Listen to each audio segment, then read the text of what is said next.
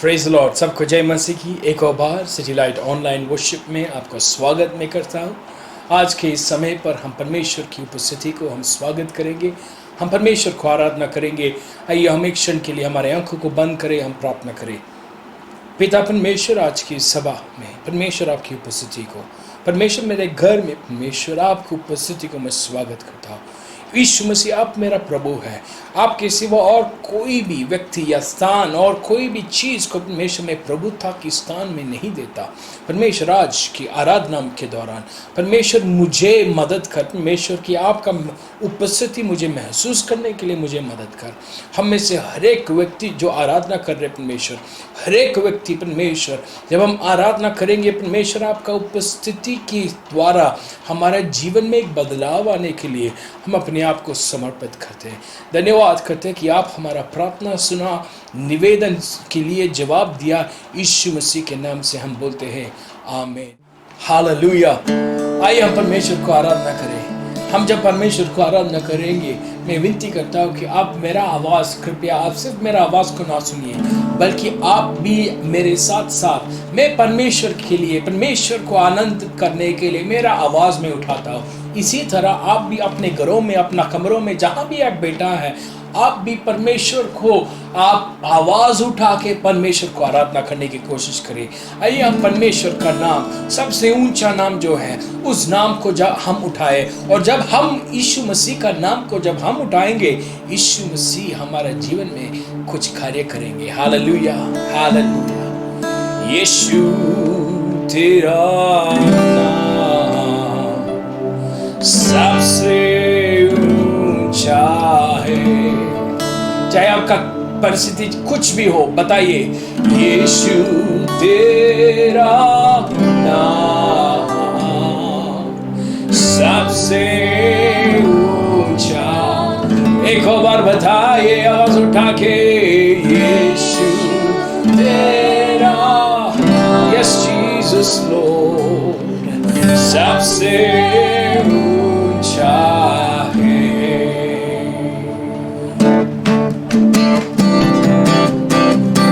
आइए हम ताली बजा के परमेश्वर का आराधना करें। जिस नाम में है मुक्ति, जिस नाम में है, ओ जिस नाम में है यीशु, वो नाम चेंगा। जिस नाम में है मुक्ति, जिस नाम में है यीशु, जिस नाम में है यस जीसस, जिस नाम में है जिंदगी यीशु, जिस नाम में है बंदगी, बोलो यीशु तेरा नाम, यीशु तेरा सबसे ऊंचा। आइए बोलिए परमेश्वर को, यीशु तेरा, यीशु तेरा नाम बीमारी से, गरीबी से, श्राप से, हाँ जी नाम है जो रोशन भी है तेरा। ओ बीमारी से, गरीबी से, ओ नाम को बताइए,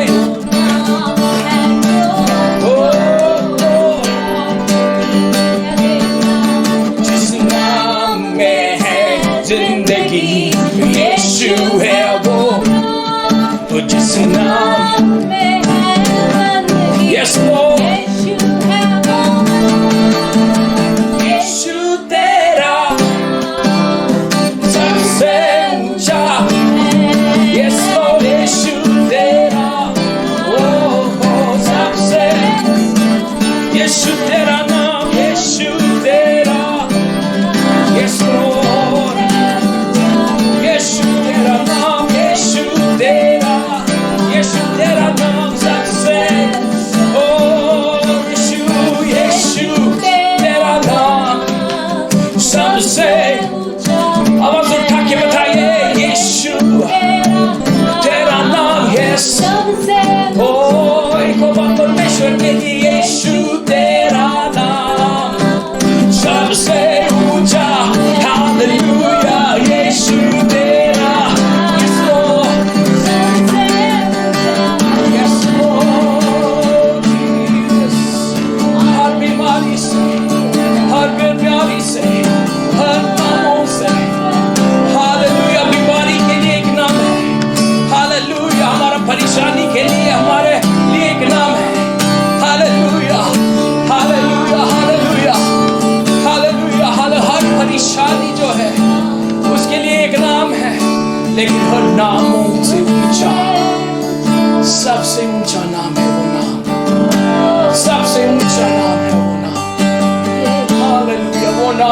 सुंदर है, वो नाम कितना पावन है, वो नाम कितना महान है। ओ यीशु, एक क्षण के लिए अपने घरों में उस नाम को पुकारिए। ओ यीशु, ओ यीशु, यीशु तेरा नाम है। ओ यीशु, यीशु, यीशु,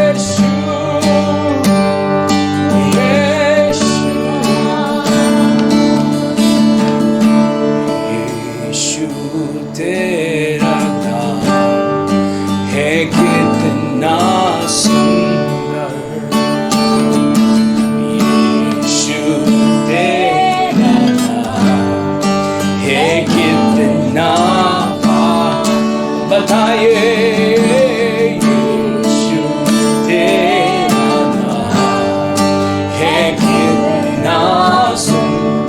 Oh, we worship your name. यीशु तेरा नाम है कितना पावन। तुझ में मिली है हमको क्षमा, तुझ में मिला नया जीवन। Yes, Jesus, तुझ में मिली है हमको क्षमा, तुझ में मिला नया जीवन। यीशु तेरा नाम, यीशु तेरा नाम है कितना सुंदर। Oh, we worship your name.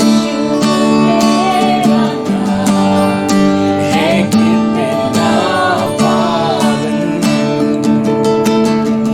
तुझ में मिली है हमको कृपा, तुझ में हुआ है हमको। Yes, Lord, तुझ में मिली है हमको कृपा,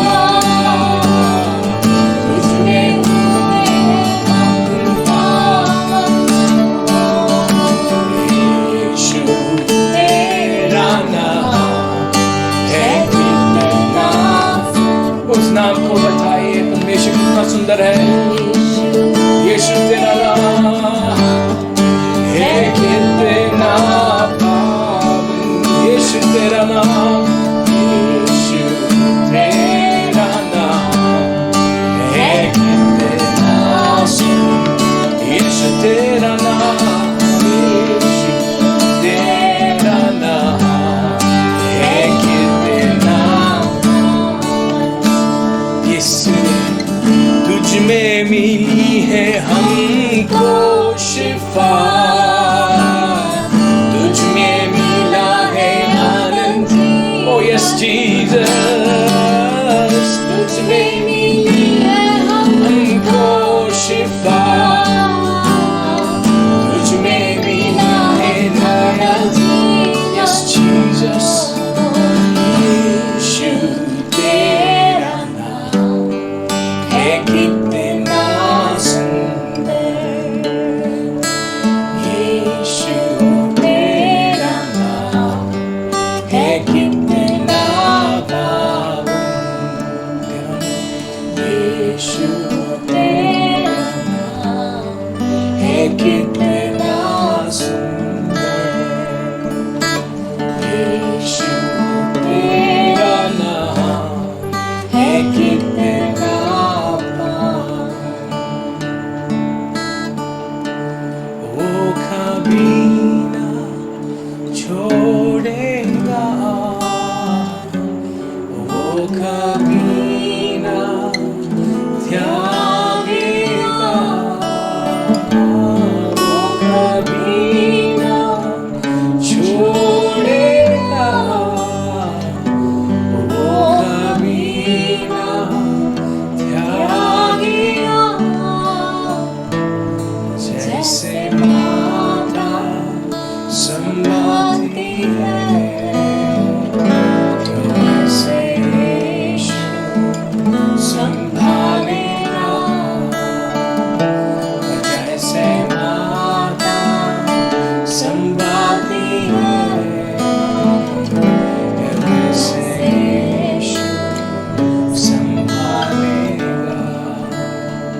परमेश्वर आप में से कुछ लोगों को बताना चाहता हूँ, चाहे आप घोर अंधेरा की अवस्था से आप चाहे गुजरे, परमेश्वर आपका हाथ कभी नहीं छोड़ेंगे, कभी नहीं छोड़ेंगे, कभी नहीं त्यागेंगे, कभी आपको अनाथ की एक महसूस में नहीं दूंगा, करने नहीं दूंगा।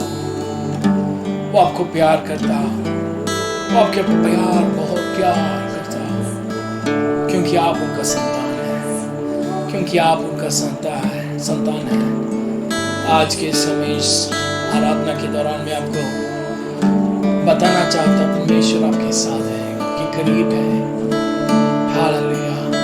वो दुनिया छोड़ के गया, यीशु से दुनिया छोड़ के गया, लेकिन वो उन्होंने बताया मैं पवित्र आत्मा को भेज रहा हूँ ताकि आप अनाथ की एक अवस्था आप महसूस ना कर पाए। आज पवित्र आत्मा हमारे बीच में है ताकि हम यीशु मसीह के नाम में हम पिता से एक रिश्ता बन सके। आज चाहे आपका अवस्था चाहे कुछ भी हो, मैं आपको प्रोत्साहित करना चाहता हूँ कि परमेश्वर आपके साथ, आपके कमरे में, आपके अवस्था में परमेश्वर आपके साथ। हालेलुया। अगर आप विश्वास करते हैं, एक क्षण के लिए परमेश्वर यीशु मसीह के सामने अपना सिरों को झुकाइए और बताइए, यीशु मसीह मेरा घोर अंधेरा की अवस्था में परमेश्वर, अंधकार में परमेश्वर, मैं आपको मेरा प्रभु यीशु मसीह को मैं अपना जीवन का प्रभु मानता है।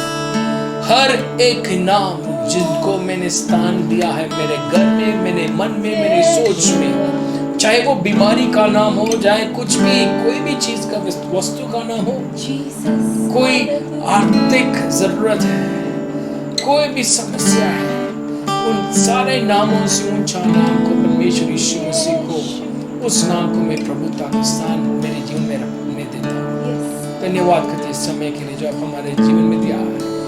यीशु मसीह के नाम से मांगते सुनो ग्रहण कर, आमीन। मैं विश्वास करता हूँ कि आप में से हर एक व्यक्ति यीशु मसीह का उपस्थिति अपने घरों में आपने महसूस किया।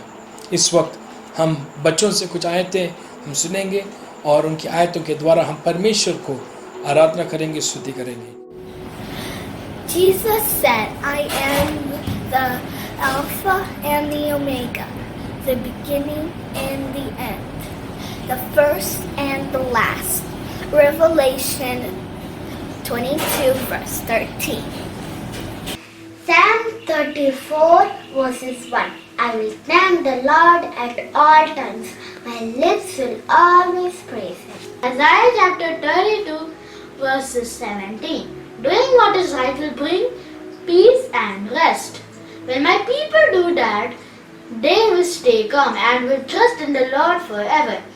Praise Lord, प्रभु यीशु की लव की जय, आमीन। Your labor is not in vain. 1 Corinthians 15 verse 58. Amen. The Lord is my portion, says my soul.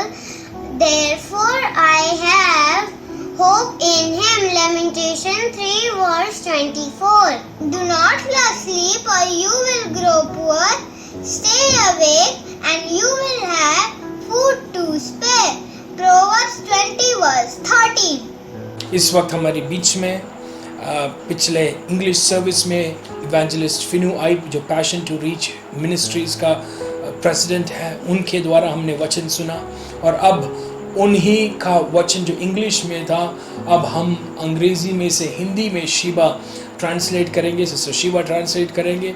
उस वचन के द्वारा मैं विश्वास करता हूँ आप में से हर एक व्यक्ति परमेश्वर की आशीष पाएंगे। आइए हम वचन की ओर हम चलें। Praise the Lord. सबको मेरा प्रेमी सलाम। परमेश्वर के नाम की स्तुति हो। एक और बार परमेश्वर का वचन लेकर आपके बीच में आने का प्रभु ने मौका दिया, इसलिए मैं परमेश्वर का धन्यवाद करती हूँ। इंग्लिश सर्विस में परमेश्वर के दास ने जो संदेश दिया वो आज मैं आपके सामने रखना चाहती हूँ। आज के संदेश का शीर्षक है आशा में लंगर डालना। हमारा लंगर जो है आशा के ऊपर होना चाहिए, दुख के ऊपर नहीं, निराशा के ऊपर नहीं, हताश के ऊपर नहीं, लेकिन आशा पे। अब सवाल यह है कि आशा कैसी आशा? देखिए, हम आशा के लिए ढूंढते हैं लोग अक्सर इधर उधर अलग अलग चीज़ों में आशा ढूंढते हैं, लेकिन फिर बाद में हम पाते हैं कि वो जो आशा है वो एक अस्थाई आशा है, वो हमेशा के लिए नहीं है। लेकिन हम यदि सही जगह पर आशा ढूंढे, यदि हम सही स्थान पर आशा ढूंढे, तो हम सही आशा को पाते हैं। परमेश्वर के वचन में लिखा है कि मसीह यीशु हमारा उद्धार का चट्टान है, एक ऐसा चट्टान जो कभी नहीं बदलता, एक ऐसा चट्टान जो हिलता नहीं है, वो है हमारा मसीह यीशु। और यीशु में हमारा लंगर जब हम डालेंगे तो हम नहीं हिलेंगे। सुसमाचारों में जब हम पढ़ते हैं तो मसीह यीशु को इस चट्टान के साथ कई बार तुलना किया गया है। ये जो चट्टान है, प्रभु यीशु जो है, वो कभी हिलता नहीं है, वो हमेशा के लिए जैसे लिखा है वचन में कि वो कल और आज और युगानो युग के लिए, हमेशा के लिए एक सा है, वो कभी नहीं बदलता। और ये जो न बदलने वाला यीशु जो है, यही हमारा आशा है, यही हमारा चट्टान है, और उसी के ऊपर हमारा लंगर रहना चाहिए। आज के संदेश में आगे बढ़ने से पहले हम कुछ आयतों को मनन करेंगे। सबसे पहले हम सब एक साथ अपने बाइबल को खोलेंगे और एक साथ हम इन आयतों को पढ़ेंगे। जैसे जैसे मैं आयत बताऊंगी वैसे ही आप अपने बाइबल को खोलेंगे और एक साथ हम इन आयतों को पढ़ेंगे।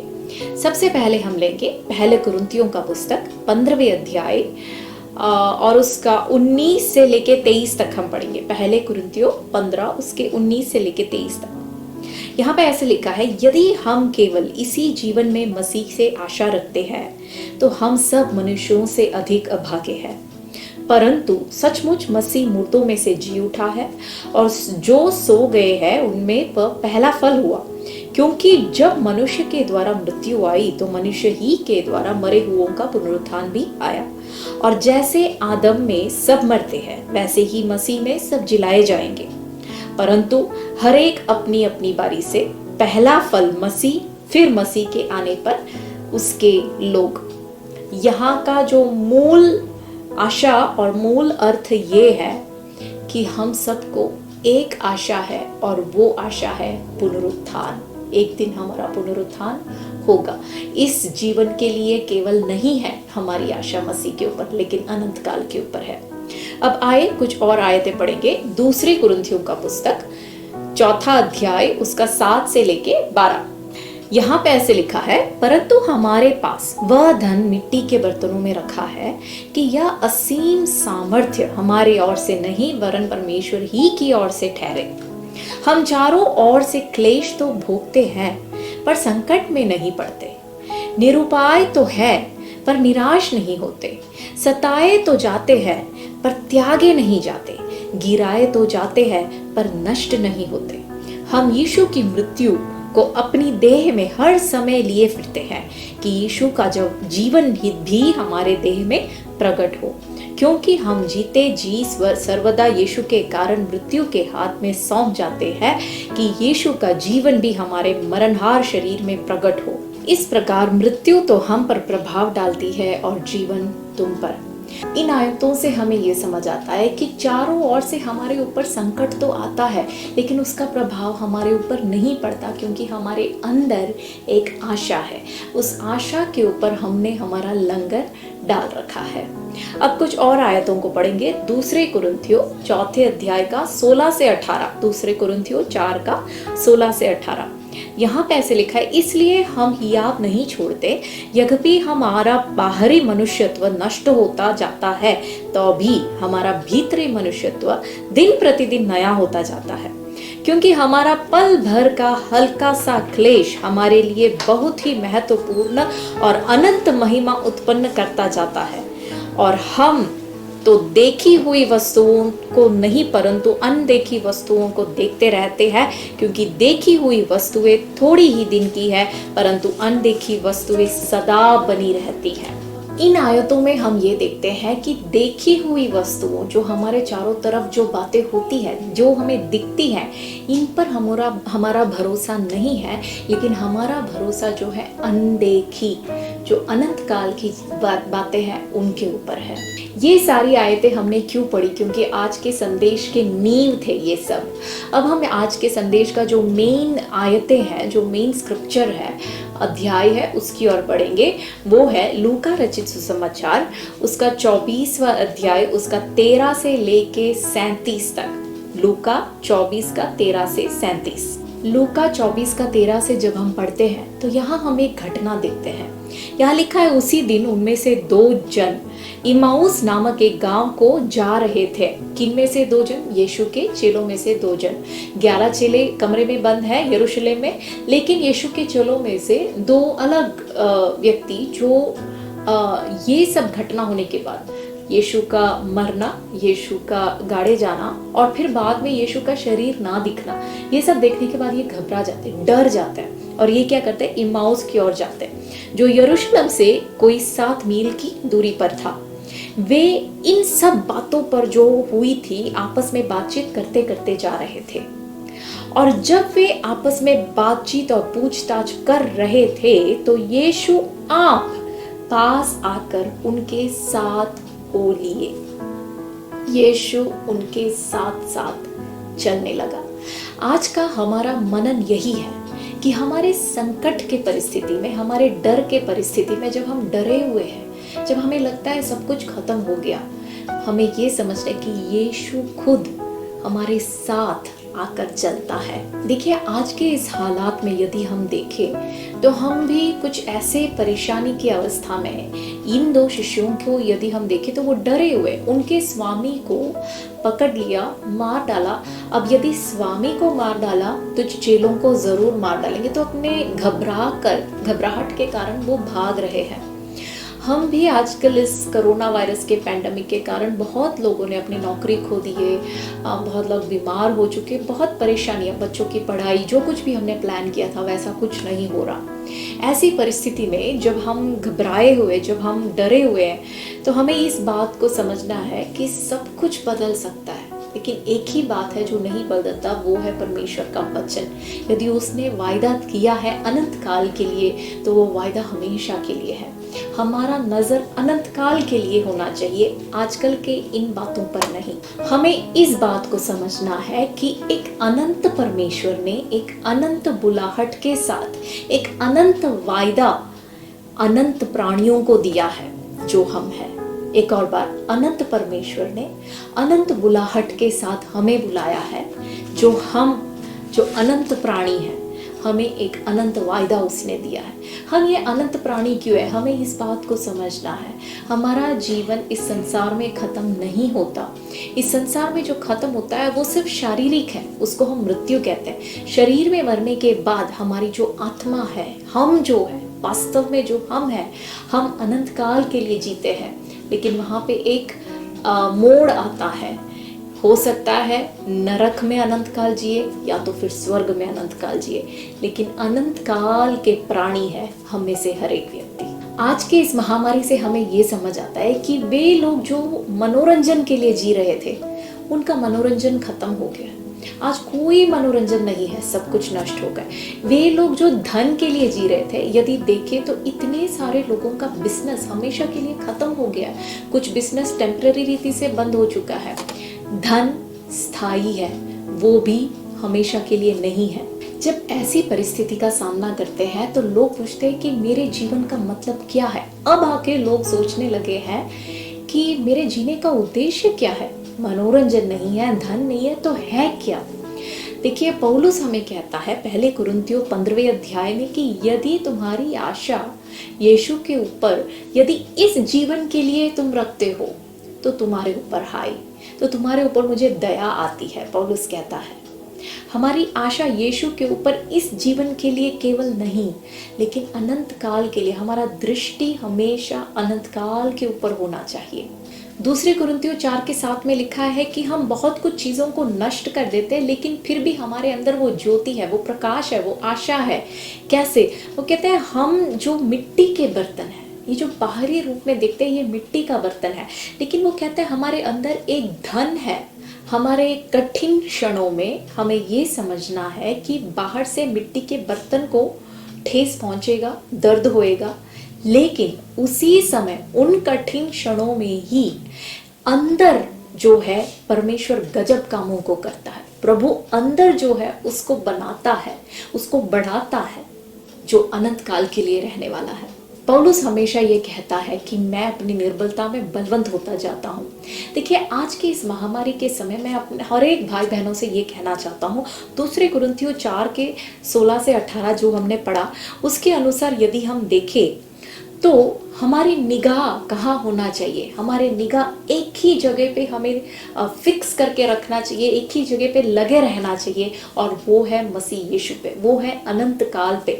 देखिए, आज हम में से हर एक व्यक्ति के हाथ में एक छोटा सा मिनी कंप्यूटर है।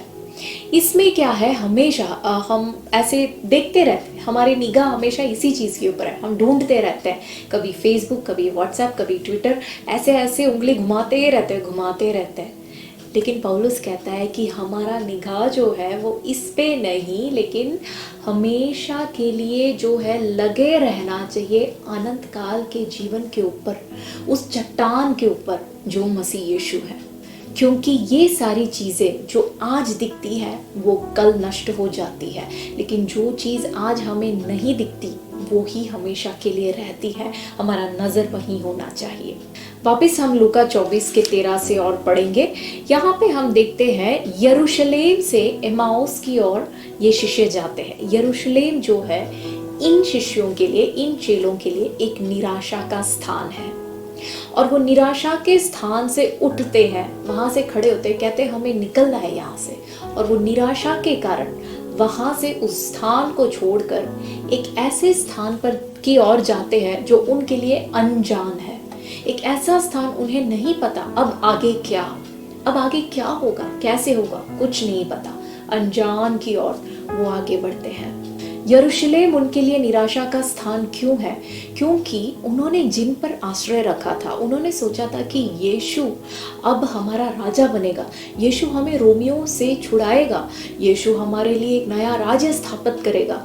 लेकिन क्या होता है, उनका नेता, उनकी मृत्यु होती है, वो गाड़ा जाता है, उसका शरीर तक नहीं दिखता। अब ये डर गए।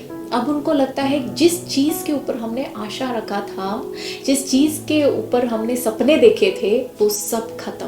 अब हम क्या करेंगे?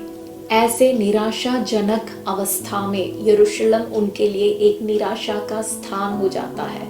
तो वो यरूशलेम से निकल पड़ते एमाउस की ओर, अनजान जगह की ओर। आज के ये संदेश हम तक पहुंचाने वाले परमेश्वर के दास ने उनके जीवन से ऐसा ही एक घटना उन्होंने हमसे शेयर किया, और वो ऐसे है कि उनका पहला बच्चा होने वाला था। वो और उनकी पत्नी बहुत खुश थे, बहुत ही उत्सुकता के साथ बच्चे के आने की बाट जो रहे थे। और एकदम से क्या होता है, जब वो बच्चा 22 हफ्ते का होता है तो एकदम से बच्चा उनके हाथ में रहता नहीं है, मर जाता है। वो अस्पताल में जाते हैं, कुछ नहीं होता, बचा नहीं सकते, और बच्चा उनके हाथ में रहता नहीं है, मर जाता है। वो जब वापस घर आते हैं और फिर इसी परेशानी, इसी निराशा के अवस्था में वो उनके लिए वो यरूशलेम बन गया जो उस शिष्यों ने महसूस किया था। डर की अवस्था, निराशा की अवस्था।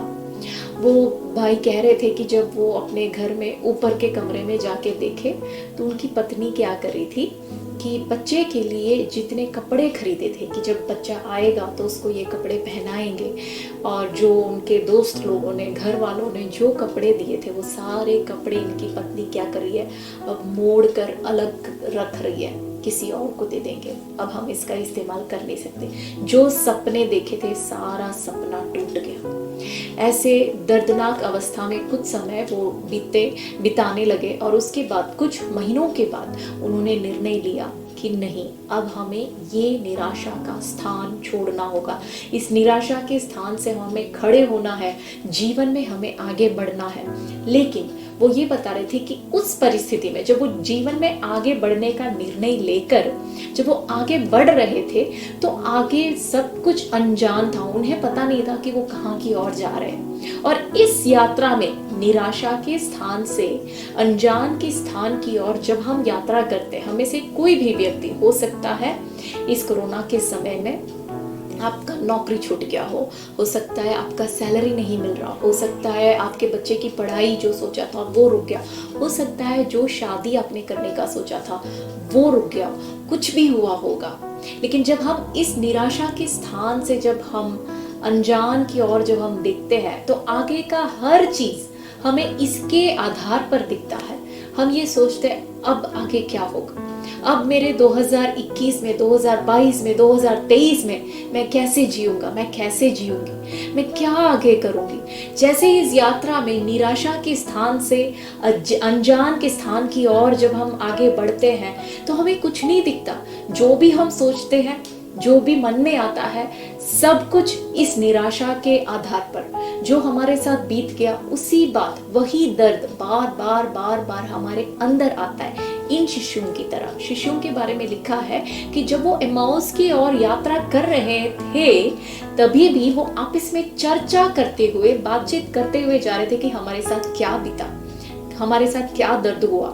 हम भी जब ऐसे दर्द को बार बार सोचते हुए, दर्द के कारण, निराशा के कारण जब हम आगे बढ़ते हैं तो हमें इस बात से हमें आशा मिलती है कि यीशु आप ही वहां पे उतर के आता है, उनके साथ साथ चलता है। वो हमारे साथ साथ हमारे निराशा के स्थान में, हमारे पराजय के स्थान में, हमारे दर्द के स्थान में वो हमारे हाथ पकड़कर निराशा के स्थान से अनजान के स्थान की ओर जब हम बढ़ते हैं तो वो हमारे साथ चलता है। हालेलुया। अब यहाँ पे सोचने वाली बात ये है कि यीशु जो है वो राजाधिराज है, वो परमेश्वर है, वो सृष्टि करता है, हर चीज को बनाने वाला, भूमंडल को बनाने वाला परमेश्वर जी उठने के बाद वो चाहे तो इन शिष्यों को, अपने आप को अपनी महिमा में प्रकट कर सकता था। वो आकाश से अपने हर महिमा के साथ प्रकट कर सकता था, कह सकता था कि डरो मत, मैं हूं, मैं जिंदा हूं। लेकिन नहीं, वो इनके परेशानी में, इनके दर्द में इनके साथ उतर के आता, इनके साथ चलता। और यही यीशु की खासियत है। ऐसा ही नहीं है कि वो सिर्फ चमत्कार करने वाला परमेश्वर है, वो हमारे दर्द में हमारे साथ चलने वाला, दर्द के समय में, निराशा के स्थान में हमारे साथ रहने वाला परमेश्वर है। दाऊद कहता है, चाहे मुझे मृत्यु की वादी से होकर चलना भी क्यों ना पड़े, मैं नहीं डरूंगा, क्योंकि परमेश्वर मेरे साथ है। यीशु कहता है, मैं तुम्हारे साथ चलूंगा, मैं तुम्हें समझाऊंगा क्यों ये हुआ, कैसे हुआ, क्या इसका मतलब क्या है, तुम्हारे साथ ये सब क्यों बीता, मैं तुम्हें समझाऊंगा, मैं तुम्हारे साथ चलूंगा, मैं तुमसे बातचीत करूंगा। यीशु वहां पे उनके साथ चलता है और जो घटनाएं हुए वो सब कुछ उनको समझाते हुए उनके साथ चलता है। अब यहाँ पे 21वें आयत में हम पढ़ेंगे, परंतु हमें आशा थी कि यही इज़राइल को छुटकारा देगा। इन सब बातों में के सिवाय इस घटना को हुई तीसरा दिन है। यहाँ पे कहते हैं कि हमें आशा थी कि यही इज़राइल को छुटकारा देगा। हमने कभी ऐसे नहीं सोचा था। हम भी हमारे जीवन के एक एक क्षणों में, एक एक बातों में, जब एक एक घटना हमारे जीवन में होती है तो हम इतने खो जाते हैं हमारे जीवन को लेकर कि हम भूल जाते हैं कि इसके अंदर भी परमेश्वर का कुछ और उद्देश्य है। यहाँ पे ये सोच रहे थे कि ये इज़राइल को छुटकारा अभी देगा। इन्होंने कभी परमेश्वर का प्लान, परमेश्वर का उद्देश्य को समझा नहीं था, तो इसलिए इनको समझ भी नहीं आया कि यीशु की मृत्यु क्यों हुई। वो निराशा में पड़ गए।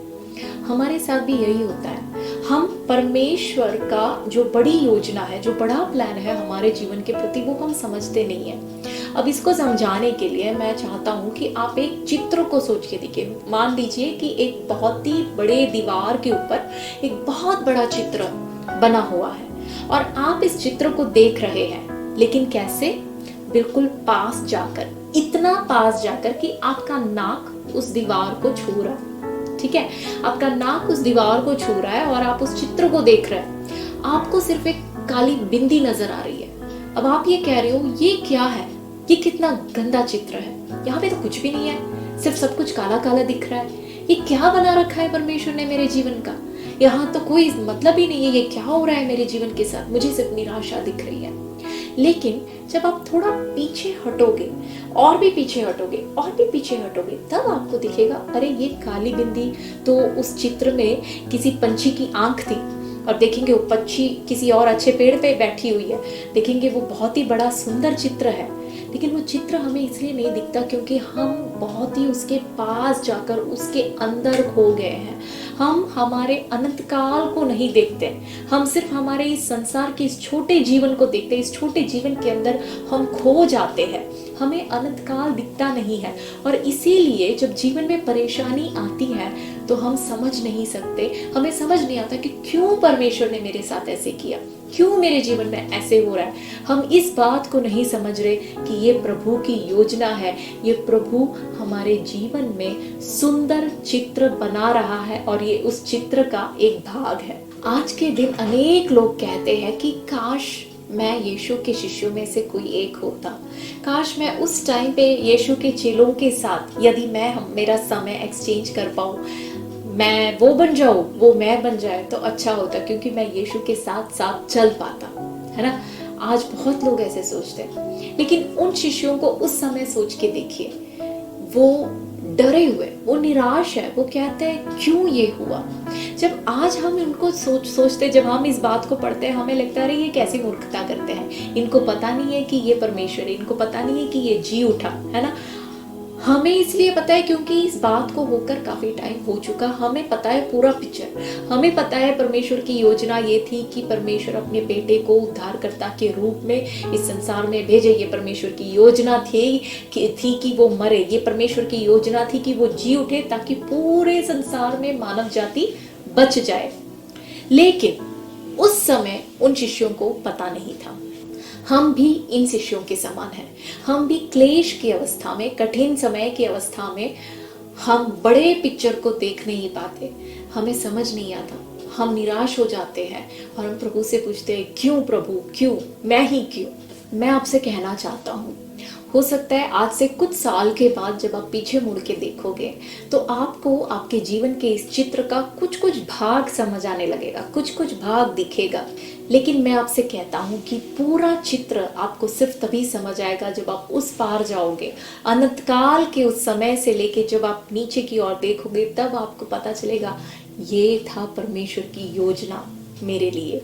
आज मैं आपसे यही कहना चाहूँगा कि आपके जीवन में जब परेशानी आती है, जब निराशाजनक अवस्था से आपको जाना पड़ता है, उसके पीछे का कारण, उसके पीछे का उत्तर ढूंढने की कोशिश ना करें। हमें नहीं पता चलेगा और चाहे ना पता चले उसमें कोई बात नहीं, क्योंकि प्रभु सब कुछ जानता है, वो एक अच्छा चित्र बना रहा है।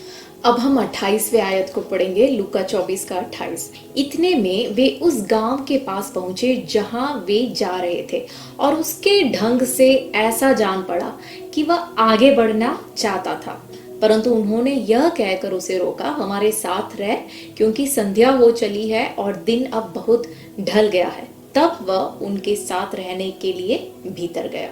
अब देखिए यहाँ पे यीशु ऐसे दिखाता है कि वो आगे बढ़ना चाहता है, वो चाहता नहीं था लेकिन वो दिखाता है। वो क्यों दिखाता है? ताकि वो चाहता था कि ये उनको बुलाए, जैसे ही ये बुलाता है वो इनके साथ भीतर अंदर जाता है। परमेश्वर कई बार हमें दिखाता है कि वो हमसे दूर है, वो दिखाता है, वो चाहता नहीं है, वो करता नहीं है, लेकिन वो दिखाता है। वो क्यों ऐसे करता है? ताकि वो चाहता है कि हम उसको हमारे और बुलाए, हम उसको और भी चाहे, हम उससे और भी करीब आए। कुछ परिस्थितियां हमारे जीवन में ऐसे आती है जब हमें लगता है कि वो हमसे दूर जा रहा है, वो इसलिए ताकि और भी हम उसको पुकारें, हम उसको कहे कि हमारे साथ आ, और वो जरूर आएगा। हमें यीशु को सिर्फ उसके चमत्कारों के लिए या उसके उपकारों के लिए, उससे पाने वाली भलाइयों के लिए नहीं जाना है, हमें यीशु को जाना है, हमें यीशु से प्यार होना चाहिए, हमें यीशु के साथ एक गहरे रिश्ते में आगे बढ़ना है। और इसीलिए इस प्रकार के निराश की परिस्थितियों से प्रभु हमें कई बार जाने देता है। हम आगे पढ़ते हैं, जब वह उनके साथ भोजन करने बैठा तो उसने रोटी लेकर धन्यवाद किया और उसे तोड़कर उनको देने लगा। तब उनकी आंखें खुल गई और उन्होंने उसे पहचान लिया। यहाँ पे क्या हुआ होगा? जरूर ऐसे हुआ होगा कि इन लोगों ने पहले यीशु को रोटी तोड़ते हुए देखा है, परमेश्वर को ये रोटी लेके धन्यवाद देते हुए देखा है, वचन में पढ़ते हैं कि प्रभु यीशु जो है 5,000 से अधिक लोगों को 5 रोटी और 2 मछली से भोजन खिलाते हैं। और वहां पे लिखा है कि यीशु रोटी को लेकर परमेश्वर को धन्यवाद देता है और तोड़कर देता है। उसके बाद एक और जगह पे लिखा है कि 4,000 लोगों को यीशु खिलाता है। देखिए, वही यीशु, वही परमेश्वर जो हजारों सैकड़ों लोगों को जो चमत्कार करके देता है, वही यीशु 2 बंदों के साथ, 2 व्यक्तियों के साथ बैठकर रोटी तोड़ता है।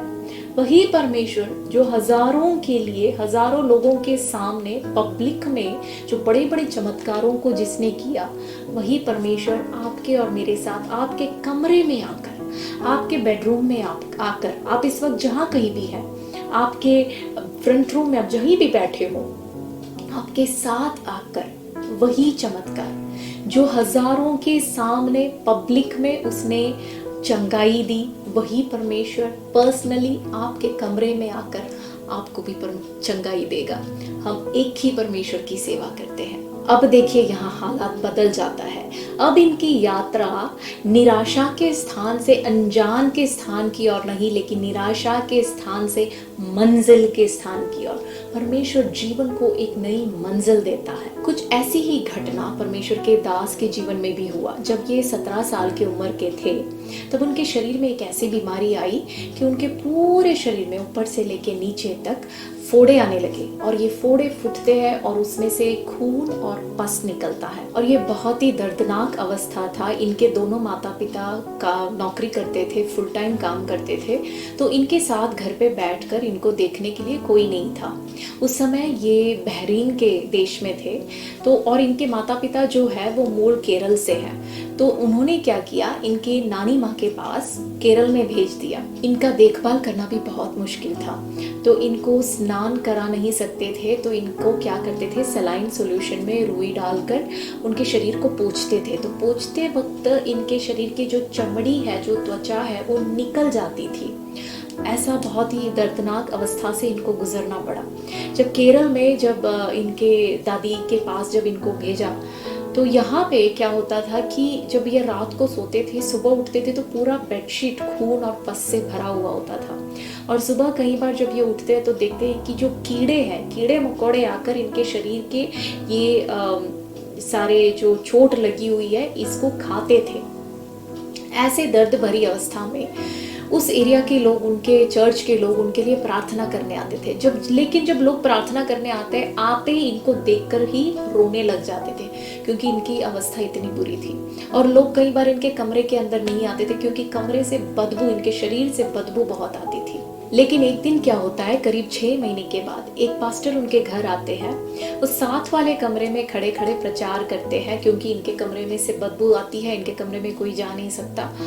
और आखिर में इनके कमरे में वो पास्टर आते हैं और कहते हैं, मैं तुम्हारे लिए प्रार्थना करना चाहता हूँ। और फिर कहते हैं, यीशु के नाम में चंगा हो जा। जैसे उन्होंने यीशु का नाम कहा, तो ये दास के शरीर के ऊपर एक ऐसी इलेक्ट्रिसिटी सी, बिजली सी एक अनुभव आई, और एकदम से एक पल में वो पूरे चंगे हो गए।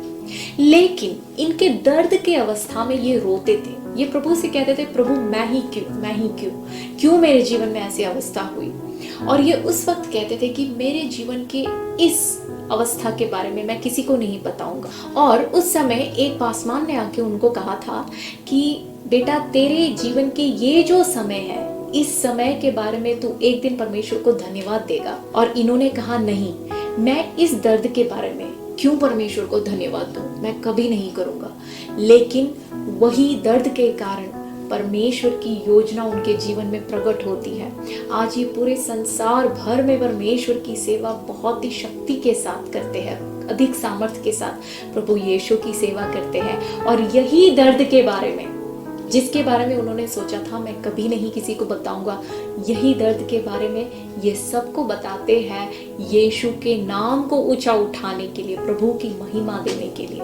देखिए, जब हम किसी जिम में जाते हैं बॉडी बिल्डिंग करने के लिए, तो बाइसेप्स को बनाने वाले लोग क्या करते हैं, उनको एक एक्सरसाइज, उनका जो वेट है वो उठाते हैं, और वो वेट को बार बार उठाने के लिए उनको कहा जाता है, तो हो सकता है आप 8 बार आप उठा सकते हैं। लेकिन जब 9 से 12 तक जब आपको दोबारा उठाने को कहेंगे, आपसे नहीं होगा। उस वक्त आपको बहुत ही दर्द होगा, बहुत ही ज़्यादा ऐसे लगेगा कि अंदर जल रही है, हाथों में जल रही है।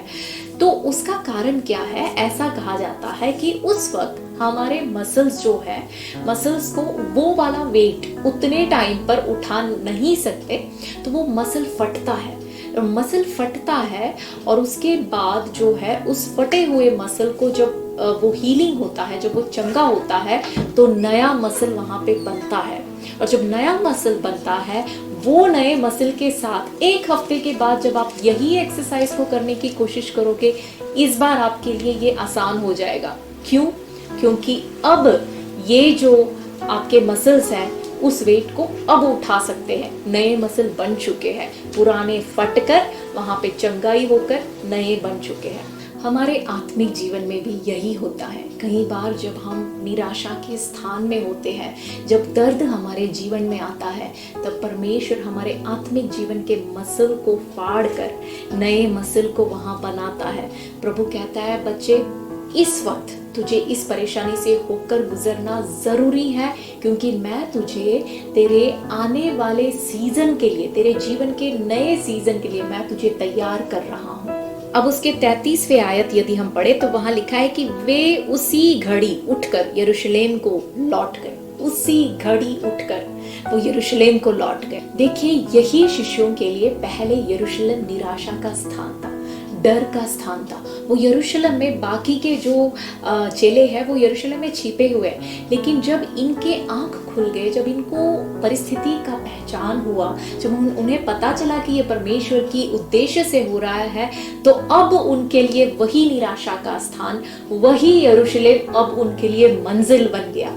उसी घड़ी वो उठकर यरूशलेम की ओर एक नए मंजिल के साथ, एक नए उद्देश्य के साथ लौट गए। प्रभु के दास उनकी गवाही बता रहे थे कि जब उनका पहला बच्चा मर गया, तो उसके कुछ महीनों के बाद ही परमेश्वर अनेक ऐसे लोग जिनके बच्चे मर गए थे, उनको इनके पास ले आने लगे, प्रभु के दास और उनके पत्नी के साथ, और इनके द्वारा उन जीवनों को प्रभु आशीषित करने लगा, प्रभु उनसे बात करने लगा, उनको शांति देने लगा। हो सकता है आपके परेशानी के अवस्था में, आपके निराशा की उस अवस्था को परमेश्वर एक नई मंजिल दे। हो सकता है अनेक लोगों के लिए एक आशीष के कारण आपके परेशानी बने, आपके परेशानी की अवस्था के द्वारा आप अनेक लोगों के लिए एक आशीष के कारण बन सकते हैं। देखिए, इस लूका रचित सुसमाचार में जो हमने पढ़ा, यहाँ पे सबसे बड़ी बात यह है कि उन शिष्यों ने यीशु को विनती किया, यीशु से कहा, तू हमारे साथ रह, तू हमारे घर में आ। हमें ये यीशु से कहना है, हमें यीशु से कहना है कि यीशु तू हमारे परिस्थिति में आ, तू हमारे साथ रह। यदि यीशु हमारे पास आएगा, यदि यीशु में हम हमारे लंगर डालेंगे, यीशु के ऊपर हम अपना लंगर को रखेंगे, तो हम नहीं हिलेंगे, और हमारे निगाह को हमेशा यीशु के ऊपर फिक्स कर रखिए। यीशु के ऊपर ही हमारा निगाह होना चाहिए, यीशु के ऊपर ही हमारे निगाह को लगे रखना है हमें, हमारे परिस्थितियों के ऊपर नहीं, निराशा के ऊपर नहीं, चारों तरफ से चाहे कुछ भी आए उसके ऊपर हमें नहीं देखना, क्योंकि परमेश्वर की एक बहुत बड़ी योजना हमारे जीवन के ऊपर है। आए हम अपने आप को परमेश्वर के हाथों में समर्पण करें। हमारे इस जीवन को हर एक व्यक्ति अपने सिर को झुकाए, हर एक व्यक्ति परमेश्वर से कहे कि प्रभु तू मुझे मदद कर, कि मैं हमेशा अपनी परिस्थिति, अपने डर, अपने परेशानियों के ऊपर नहीं, लेकिन मेरा नजर हमेशा तेरे ऊपर रहे। यीशु सहायता कर यीशु कि मेरे इस निराशा के अवस्था को, मेरे इस डर के अवस्था को, मेरे इस दर्द के अवस्था को प्रभु तू इसको बदल दे, तू इसको बदल दे, अनेक लोगों के लिए एक आशीष के कारण बना प्रभु यीशु। परमेश्वर तू हमारे दिलों को, परमेश्वर जैसे प्रभु इस परिस्थिति से हम गुजर रहे हैं, जैसे इस निराशा के अवस्था से, इस वक्त इस दर्द के अवस्था से जब मैं गुजर रहा हूँ, मैं गुजर रही हूँ, मेरे अंदरूनी मनुष्य को, मेरे अनंत काल के जीवन के लिए तू मुझे तगड़ा बना। हम सभी व्यक्ति इस प्रार्थना को करेंगे अपने आप को परमेश्वर के हाथों में समर्पित करते हुए। चाहे हमारे जीवन में हम चाहे कुछ भी अवस्था से हम गुजरें, परमेश्वर आपका वचन के द्वारा, परमेश्वर मेरे जीवन में एक बहुत बड़ा प्रभाव, आपका वचन के द्वारा मुझे मेरे जीवन में बहुत बड़ा प्रभाव आया है। और मैं चाहता हूँ परमेश्वर आने वाले दिनों में, इस हफ्ता में, इसी विश्वास आशा से परमेश्वर बढ़ते हुए परमेश्वर में मुझे आगे जाने के लिए आप मुझे मदद करें। धन्यवाद करते कि आपने मेरा प्रार्थना सुना। धन्यवाद करते कि परमेश्वर आपने मेरा निवेदन को सुना। यीशु मसीह के नाम से मांगता हूँ, सुनो ग्रहण कर, आमीन। आइए हम बेनेडिक्शन के हैं। पिता पुत्र पवित्र आत्मा के अनुग्रह हम में से हर एक व्यक्ति और जितने भी लोग आज इस वचन को सुना, आराधना किया, हर एक व्यक्ति आने वाले दिनों में उनके साथ अब से अंत तक बने रहे। और सब मिलके बोलिए आमीन। पिता परमेश्वर आप सबको आशीर्वाद करे। अगला हफ्ता हम एक और बार मिलेंगे। God bless you.